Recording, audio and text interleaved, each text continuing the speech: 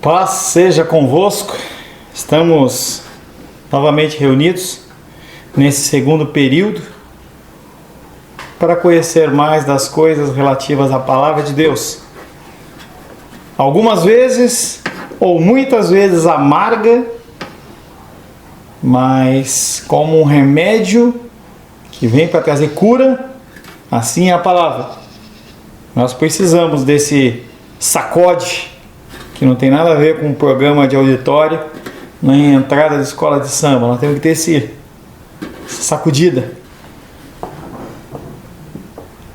Fiquei espantado agora, no intervalo, em que eu normalmente vou lá no site para curtir as mensagens que você deixa. Vi algumas pessoas que não estão conosco, mas que passaram ali, deixaram o seu recado. É importante que você deixe seu recadinho lá. Primeiramente porque atesta para mim que você participou. Não que você tenha obrigação nenhuma comigo, e sim que você traz conforto ao meu coração. Toda vez que você ou curte, ou você coloca uma mensagenzinha, eu fico feliz, entendeu? Que você pode ser convencido pelo Espírito Santo. Quando você não deixa mensagem, eu fico preocupado com você. Algumas vezes, ou na maioria das vezes, eu ligo, pergunto, e acabo te incomodando dentro da sua privacidade, mas é a minha função. Mas eu fiquei espantado, não foi com isso não, e sim com a quantidade de compartilhamentos. Teve mais de 105 compartilhamentos, 104 compartilhamentos deste vídeo. Pessoas que passaram e compartilharam com outras, não sei dizer, mas entendeu, a minha oração, ela foi ouvida pelo Senhor. Eu orava pela manhã pedindo que você estivesse disponível e que também o Senhor pudesse trazer as pessoas que tinham que ouvir esta palavra. E eu fico contente que Deus ouviu a minha oração e pôde alcançar 104 pessoas a mais. Se elas vão assistir ou não, se elas vão entrar ou não, essa não é minha função, não é sua função. A nossa função é levar para que as pessoas vejam. O que elas vão fazer com isso é com elas. Estamos falando sobre adultério no 7º mandamento, o nosso 4º encontro a respeito desse tema. Eu estava olhando o material aqui, eu não sei se eu vou conseguir acabar hoje. Se for da vontade de Deus, sim, senão nós vamos ter um primeiro da semana que vem, tá? Mas está nas mãos do Senhor. E nós estávamos falando, antes de findar o intervalo, a respeito de Jesus Cristo e os apóstolos, o 7º mandamento, e falamos sobre o posicionamento de Jesus Cristo no Evangelho de Mateus, dizendo que aquela é uma forma de haver um rompimento do matrimônio. Mesmo assim, Jesus Cristo não admitiu que uma mulher adúltera fosse submetida ao linchamento pelo grupo de judeus que apresentou aquela mulher como uma adúltera, sendo pega em flagrante adultério. Por que Jesus perdoou, se a própria lei de Deus condena? Ele fez isso para mostrar que não há pecado tão grande que não possa ser coberto pela graça soberana de Deus. Qualquer coisa que você tenha feito, qualquer coisa que tenham feito com você, merece perdão. Seja da parte que cometeu, seja da parte que recebeu a ofensa. Por mais difícil que seja, nós temos que lutar contra este sentimento de amargura de coração e decidirmos amar e perdoar. Os apóstolos compreenderam o ensinamento de Cristo e registram a aversão de Deus à imoralidade e à impureza sexual. Hebreus capítulo 13, verso 4 diz que Deus julgará os impuros e os adúlteros. Os adúlteros estão também inseridos na classificação paulina daqueles que não herdarão o reino de Deus. Abre aí, 1 Coríntios capítulo 6, verso 9. Apóstolo Paulo ele faz uma relação, não é exaustiva, ou seja, não é só esses pecados, mas ele faz uma relação daqueles que não vão herdar o reino de Deus. 1 Coríntios capítulo 6, verso 9, ele fala: ou não sabeis que os injustos não herdarão o reino de Deus. Não vos enganeis, nem impuros, sexualmente, tá? Nem impuros, nem idólatras, que adoram imagens de escultura ou colocam a sua vontade na frente da vontade de Deus, nem idólatras, nem adúlteros, nem efeminados, nem sodomitas, nem ladrões, nem avarentos, nem bêbados, nem maldizentes, nem roubadores herdarão o reino de Deus. Então a condição do adúltero, aquele que é considerado pelo Senhor como adúltero e não há arrependimento, é considerado como punível pela morte, morte eterna. Pedro avisa contra os que se inserirão na igreja dissimuladamente. Apóstolo Pedro está falando assim, olha, tem gente que vai entrar na igreja com práticas libertinas sexuais. Não tem problema. Não tem problema não. Olha, eu dou um dízimo aqui, eu participo do coral, participo do louvor, mas eu tenho esse probleminha. Os adúlteros, Pedro avisa contra os que se inserirão na igreja dissimuladamente, seguindo as práticas libertinas, andando em imundas paixões e tendo os olhos cheios de adultério e insaciáveis no pecado, prometendo liberdade, mas que não escapam à classificação dos falsos profetas. E apóstolo Pedro está falando de pastores e líderes que se colocam como líderes, mas que vivem uma vida de devassidão. Mas de suma importância notar que Jesus Cristo deu tratamento semelhante a esse mandamento, ao que ele já havia dispensado ao sexto, mostrando que a quebra é uma atitude interna do coração, antes de se concretizar em atos externos. A morte não ocorre assim, ela é planejada. Há alguma maquinação mais longa ou mais curta, mas ocorre. A prática do adultério é a mesma coisa. Nesse sentido, a vigilância deve ser redobrada, especialmente numa época em que a sexualidade é exposta sem qualquer traço de reserva ou pudor, e a gente vê isso em qualquer lugar, em qualquer horário, não tem mais classificação, não tem nada mais que te proteja, nada. Em qualquer lugar você está exposto à sexualidade. Quando lemos Mateus capítulo 5, 28, abre aí por gentileza, Mateus 5, 28, Mateus 5, 28, diz: ouviste o que foi dito, não adulterarás. Eu, porém, vos digo, qualquer que olhar para uma mulher com intenção impura no coração, já adulterou com ela. Quando nós lemos esse texto, nós vemos que ao abrigarmos pensamentos impuros, já quebramos o sétimo mandamento. É algo que eu já tenho falado, tá? E eu continuo repetindo. Nesse mesmo trecho, Jesus indica que se o preço para a guarda do sétimo mandamento for a perda de coisas queridas em nossa vida, tal preço deve ser pago para que não sejamos vítimas nem causa de escândalo para a sociedade, para a família e para a igreja de Deus. Então você tem que abrir mão daquilo que traz escândalo, tem que abrir mão. E eu falei do exemplo do celular, eu falei para você do exemplo do laptop. Tem pessoas que não podem ter um smartphone na mão. Não podem. Na minha época de 17 anos, 16 anos, 18 anos, o ato máximo era você comprar uma revista pornográfica na banca. Era você ver um filme pornográfico escondido. Hoje qualquer pessoa está lá no celular, eu posso estar ministrando a você com o celular ligado aqui e eu vendo aqui uma pornografia e você não sabe. Você entra, alguém entra e sobe, eu faço assim, ó, clique, pronto. Depois eu ligo de novo. A prática está muito fácil. Então nós temos que nos eliminar da nossa vida as coisas que nos levam a essa condição de pornografia e adultério. O exemplo usado em Mateus 5, 28 foi o mais extremo possível. Ele coloca o preço como sendo a eliminação de partes do próprio corpo.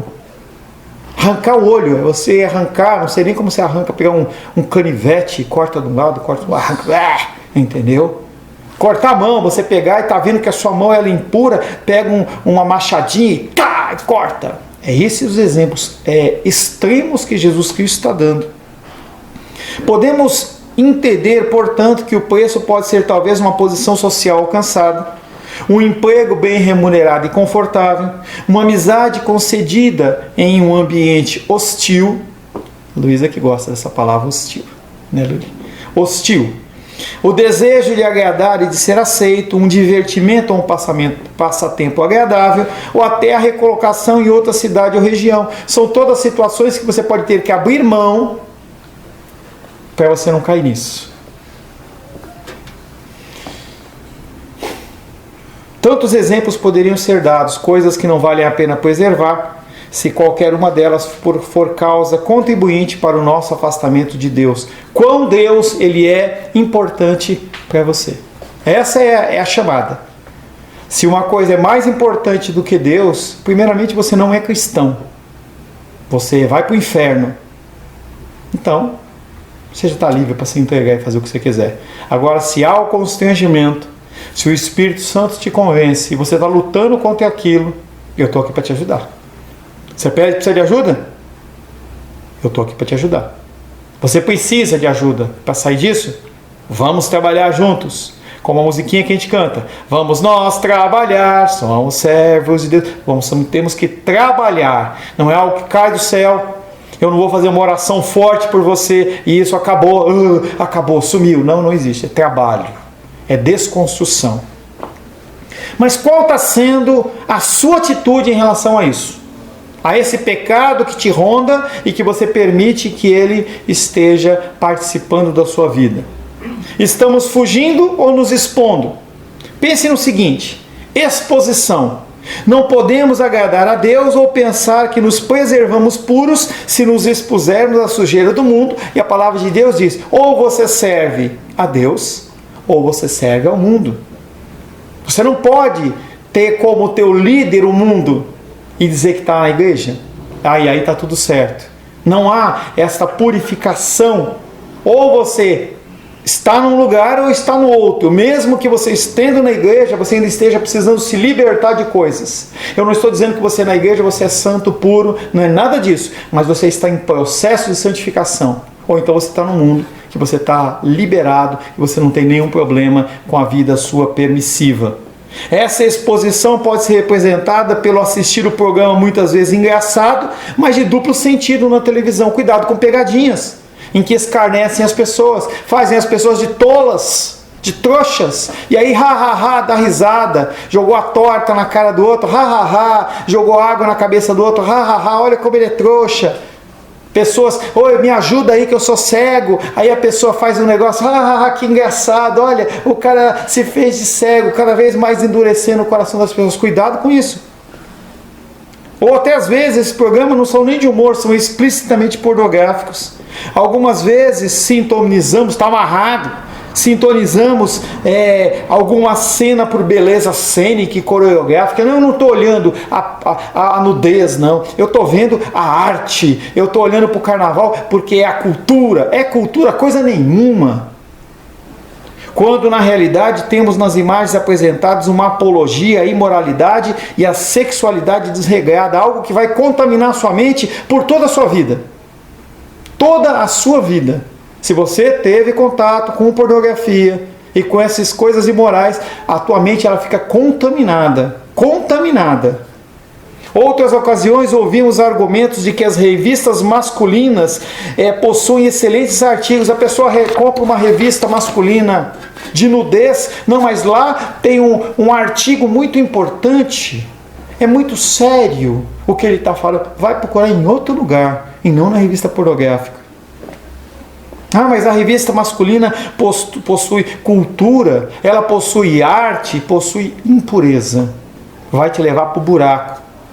Podemos também tomar indevidamente ferramentas de comunicação que Deus permitiu ao homem desenvolver, como a internet. Não é pecado você ter Instagram. Não é pecado você ter Facebook, você ter YouTube. Não é pecado. O problema é como você usa isso. Isso tem sido um laço para a sua vida ou tem sido uma bênção para a sua vida? Você tem utilizado para propagar a palavra de Deus ou para se contaminar? Não dá para fazer os dois. Mais grave ainda, deixamos de cuidar dos nossos filhos e não estabelecemos regras claras e limites prudentes às suas atividades. Se assim procedemos, estamos abdicando das responsabilidades assumidas perante Deus e perante a igreja. Cuidado com o celular que você põe na mão do seu filho. O laptop que você deixa nele, ele fica lá de madrugada, fica à noite, e não tem nenhuma regra. Ah, pai, você entrou no meu quarto, entendeu? Você está invadindo a minha privacidade. Que privacidade? Privacidade de coisa nenhuma. A gente tem que respeitar. Eu tenho uma filha menina, eu tenho que bater na porta para entrar. Mas eu não tenho essa de que não pode entrar porque aqui é o meu quarto, aqui quem manda sou eu. Manda nada. Nem eu mando em nada. Imagina o meu filho e minha filha mandam em alguma coisa. A gente tem que zelar pelo crescimento e pela forma que eles são formados. Então, cuidado. É muito fácil você dar um celular para o teu filho, porque ele fica quietinho no canto. O que ele está vendo? O que ele está aprendendo? Depois, ai pastor, eu não sei o que aconteceu. É lógico que sabe, você liberou.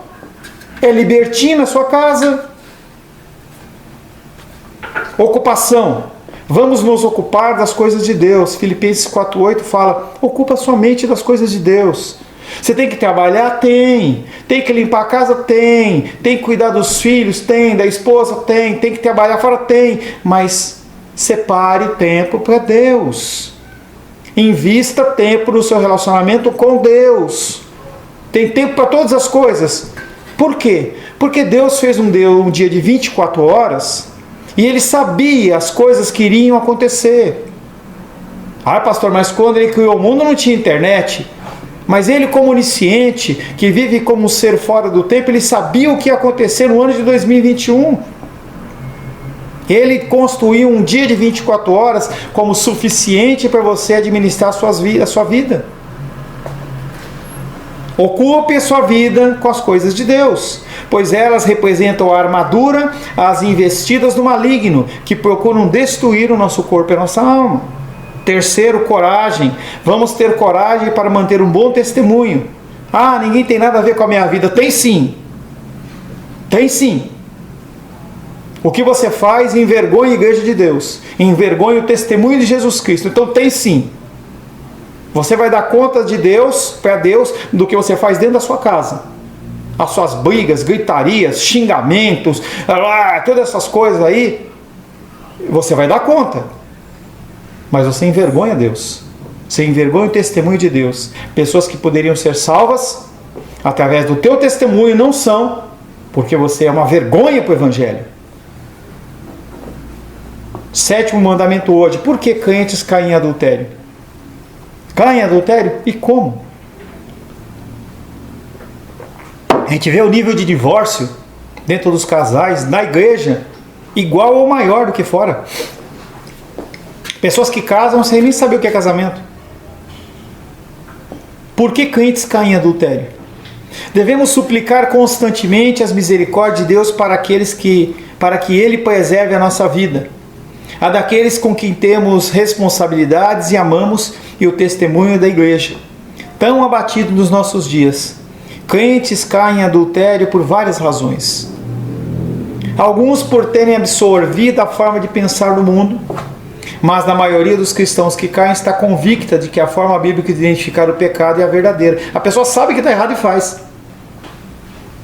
Sabe que está errado e faz. Outros por sentirem falsa confiança e abrirem a guarda para o pecado, mas a maioria dos cristãos que caem está por demais consciente das fraquezas das pessoas. A exposição ao pecado não vem por desconhecerem o seu próprio coração. Na realidade, tais pessoas talvez até já tenham um histórico de quedas passadas em suas vidas. Por que as pessoas caem em adultério? Porque elas querem. Porque o nosso coração, ele é mau, tendente ao mal. O exemplo que eu dou para as pessoas é, se você já lavou um banheiro, a água, se foi bem construído o banheiro, a água vai pro ralo. Com os banheiros bem construídos, sempre a água vai pro ralo. Sempre as decisões que nós tomamos, elas tendem a ser o quê? Ir pro ralo. Então o que nós fazemos é o que nós queremos, é o que o nosso coração deseja. Outro grupo pode cair por ser ingênuo sobre os relacionamentos espirituais e deixarem que a comunhão saudável entre os membros do sexo oposto se transforme em uma relação indevida. Mas a grande maioria dos cristãos que caem não é inocente nesse sentido, mas deliberadamente se expõe ao risco que é o pecado. Você sabe que você é um ser humano sexuado e você se expõe a situações, você está se expondo a pecar novamente.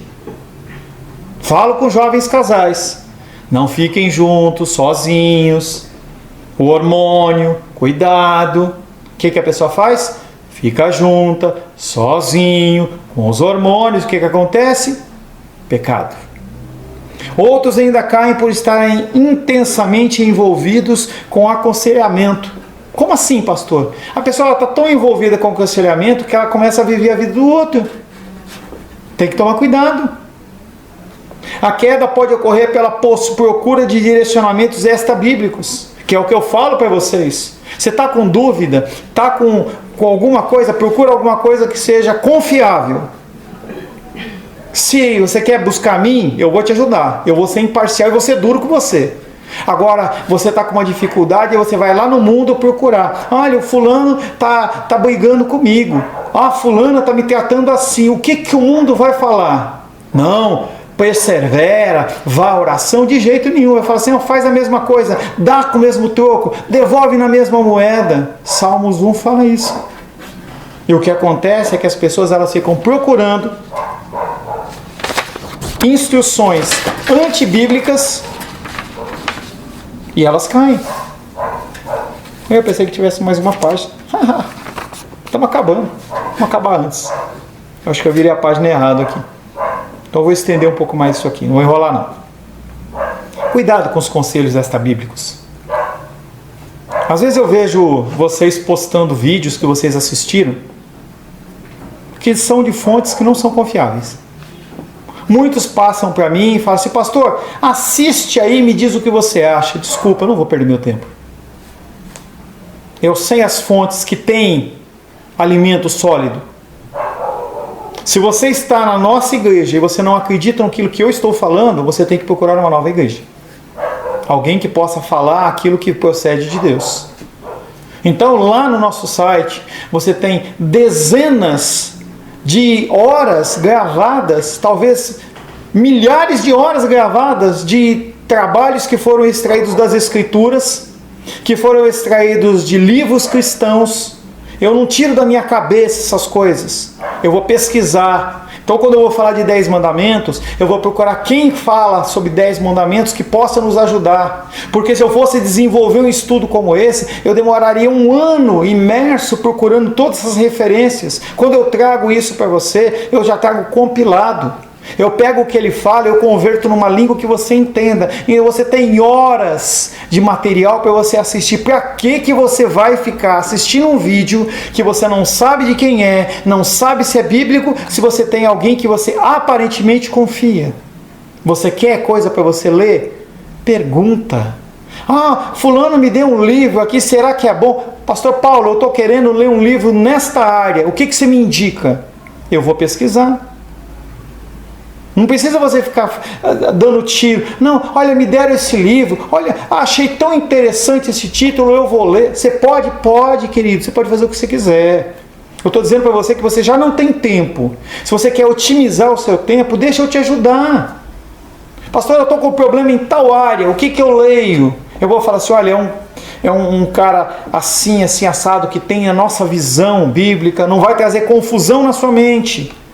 Senão você está perdendo tempo. Não busque conselhos extra-bíblicos, porque você vai se machucar.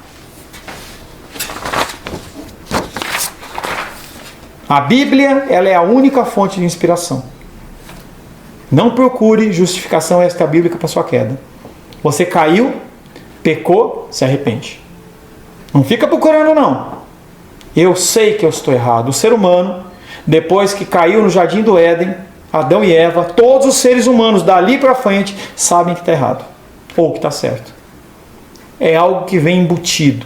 Quando você vai na concessionária, você comprar um carro, zero ou não, ele vem com 4 pneus. É incrível, né? Você não precisa perguntar para o vendedor, vem com pneu? O carro vem com motor? O carro, ele tem volante? Eu posso comprar bancos para colocar no carro? Você não precisa, são itens de série. É o básico. A Bíblia, ela é o nosso básico. Você tem que conhecê-la. Uma das grandes causas, entretanto, da queda, do adultério, é o puro e simples desprezo pelas diretrizes divinas. Por que você quebra esse pecado ou qualquer outro. Você fala, pastor, eu sou solteiro, sou solteira, eu não caio nisso aqui. Por que você quebra outros? Porque você despreza a lei de Deus. Pastor, que palavra dura, mas você sabe, você está ouvindo. Você sabe e está ouvindo, e mesmo assim você continua praticando. Isso ocorre com o crente? Sim, isso ocorre com os crentes. Isso ocorre com os líderes? Ocorre com os líderes. Ocorre com pastores? Ocorre com pastores. Ocorre com você, pastor Paulo? Ocorre comigo. E o que eu faço? Vou me arrepender. Quando eu sou chamado a atenção pelo Espírito Santo, eu me arrependo. Quando eu sou chamado pela minha filha a atenção, eu me arrependo. Minha esposa, eu me arrependo. Se alguém fala de fora para mim e realmente eu estou errado, eu me arrependo. Essa é a condição. E não é uma condição hipócrita que você peca e faz perdão. Não, é o arrependimento. Nós vivemos uma vida em que nós somos expostos ao pecado. Temos também inúmeros exemplos disso na própria palavra de Deus. Como o seu povo simplesmente bloqueava a mente e o coração, ignorando as demandas de Deus em suas vidas. Tem uma passagem que eu não lembro qual que é o endereço, em que o profeta chama a atenção das mulheres que estavam fazendo pães para a rainha dos céus, era uma oferta para a divindade lá. E o profeta não faz isso, ela fala assim, vou fazer. Como assim? Então eu vou falar para o teu marido. Nosso marido sabe. E ele, além de tudo, aprova. E nós, naquela época, a gente não tinha falta de nada. As pessoas fazem sabendo. Crentes ativos e convictos nas verdades de Deus podem agir em total desprezo às advertências que recebem, às condenações que conhecem, às prescrições que refletem em seus estudos, palestras, sermões, exposições e livros. Talvez confundam a paciência de Deus com a ausência de castigo. Não faça isso. Talvez estejam acomodados no conforto de uma vida sem problemas. Talvez você não tenha o alimento na mesa, tenha o dinheiro no banco, e você acha que está tudo certo. Vai por aquela política, né? Se eu estou assim é porque Deus está me abençoando. Talvez você se autoconvenceu que não tem que prestar contas a ninguém. Eu não tenho que dar razão das minhas coisas para ninguém. Talvez você não fale, mas você pensa. Pastor Paulo fica aí me torrando a paciência. Eu não tenho que dar satisfação para ele. Aqui na minha casa mando eu, e manda mesmo. Eu não consigo cuidar nem da minha. Eu estou lutando para cuidar da minha casa. Com a ajuda da minha esposa. Eu estou lutando para fazer isso. Não é fácil. Então eu não tenho que cuidar da sua casa. Eu cuido da minha. Tento cuidar da minha casa. Talvez estejam acomodados no conforto de uma vida sem problemas. Talvez se autoconvenceram que não tinham que prestar contas a ninguém. E colocando-se nessa posição, passam a ignorar aquilo que Deus claramente já determinou em sua palavra com relação ao pecado de adultério. E se você não sabia, você sabe agora. Esses certamente tornaram-se insensíveis aos que o cercam, bem como ao dano que causarão ao testemunho do evangelho da igreja. Quanto mais você peca, mais insensível você fica em relação àquilo. Sal, comida, sal. Se você começar a colocar sal cada dia, um dia você coloca 1 grama, no outro dia você coloca 2, no outro dia 3, 4, 5. Vai chegar um momento em que você, exageradamente falando, você vai colocar um saco de sal na comida e para você vai estar o que? Normal. Porque você vai acostumar o seu paladar. Eu lembro que o jejum é algo que nos traz entendimento em relação a esse negócio de sensibilidade. Eu lembro que uma vez eu fiz um jejum, acho que foi 3 dias, 4 dias, uma coisa assim. E eu gostava muito de um bolinho chamado Ana Maria Pullman. Lá minha mamãe comprava, às vezes a minha esposa comprava meio com raiva, mas comprava. E aí aquele bolinho Ana Maria Pullman era um bolinho assim com creme dentro, gostoso, né? E aí você abria aquele recheio lá, né? Totalmente contaminado de toda sorte, mas tudo bem, era gostoso. E aí um dia eu fiz esse jejum. Entendeu? Tomei as precauções, tomava líquido, tal, fiz as minhas orações, tal. E aí quando estava acabando o período de jejum, eu falei assim: o que eu vou comer? Será que eu vou comer arroz? Não. Eu vou comer uma banana. Que banana? Ah, já sei. Eu vou comer a Ana Maria Pullman com recheio de creme, que é o que eu gosto. E ela ficou lá como um ídolo para mim. E aí chegou o dia, chegou a hora.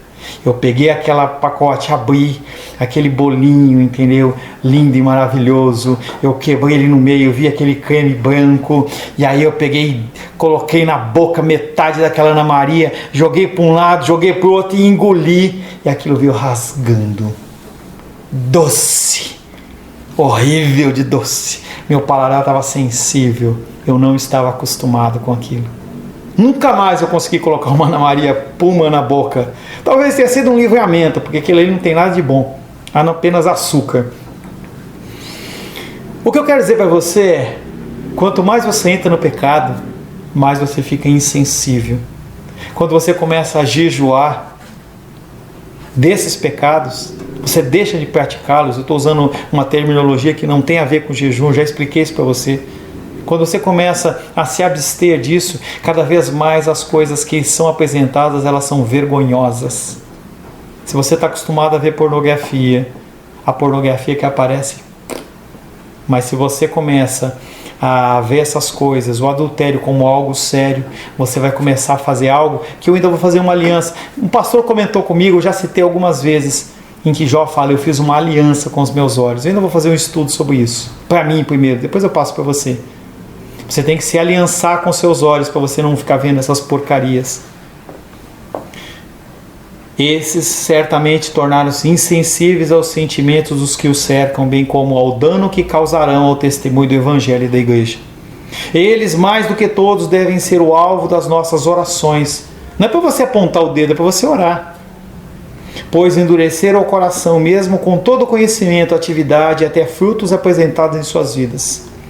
Se temos conhecimento de irmãos que caíram neste pecado, oremos para que a disciplina eclesiástica e divina opere arrependimento e restauração, não punição. Agora o cara não vai mais tomar Santa Ceia, 1 ano sem tomar Santa Ceia, e aí fica lá, pecador, imundo. Não é esse o objetivo.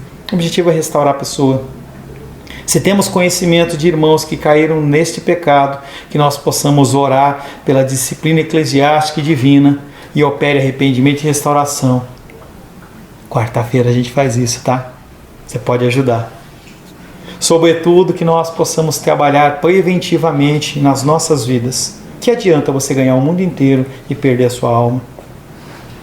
Suplicando a Deus que Ele nos abrigue em sua graça, livrando-nos das tentações. A oração do Pai Nosso é perfeita, porque Ele diz, Pai Nosso, que estais no céu, santificado seja o Teu nome, venha a nós o Teu reino, seja feita a Tua vontade, assim na terra como no céu.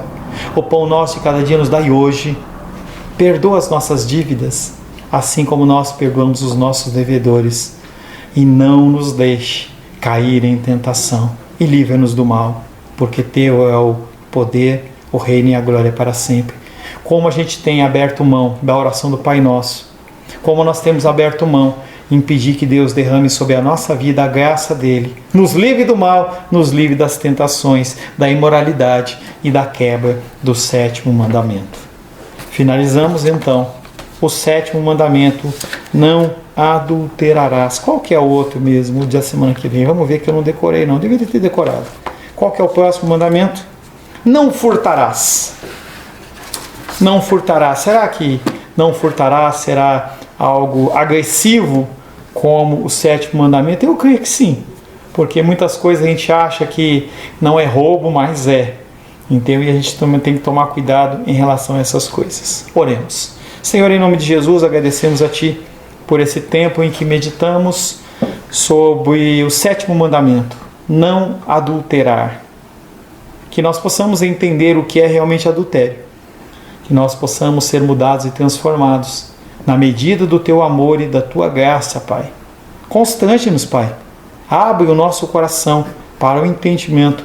Que nós possamos ser realmente constrangidos pelo Teu Espírito Santo e não sejamos encontrados em falta em relação à Tua palavra, sobre a minha vida, sobre a minha família, sobre a família dos meus entes queridos, dos meus amigos, dos membros da nossa igreja, pela igreja reunida na terra, que o Senhor possa estabelecer esta graça de constranger-nos perante este pecado. Eu abençoo a sua vida, em nome do Senhor Jesus Cristo. Amém. Senhor, em nome de Jesus, agradecemos por esse tempo na Tua presença, pela vida dos Teus filhos, das Tuas filhas, pelo tempo, pela internet que nos possibilita, pela não haver queda, pelo aparelho que gravou, pela disposição de cada um. Que o Senhor possa, Pai querido, abençoar grandemente e que, segundo a Tua vontade, nós possamos ter um dia abençoado e nos reunirmos à noite para glorificar, exaltar e bendizer o Teu nome. Que o amor de Deus Pai, que a graça salvadora de Jesus Cristo e a consolação do Espírito Santo seja sobre a nossa vida hoje e sempre. Amém, amém. Deus te abençoe.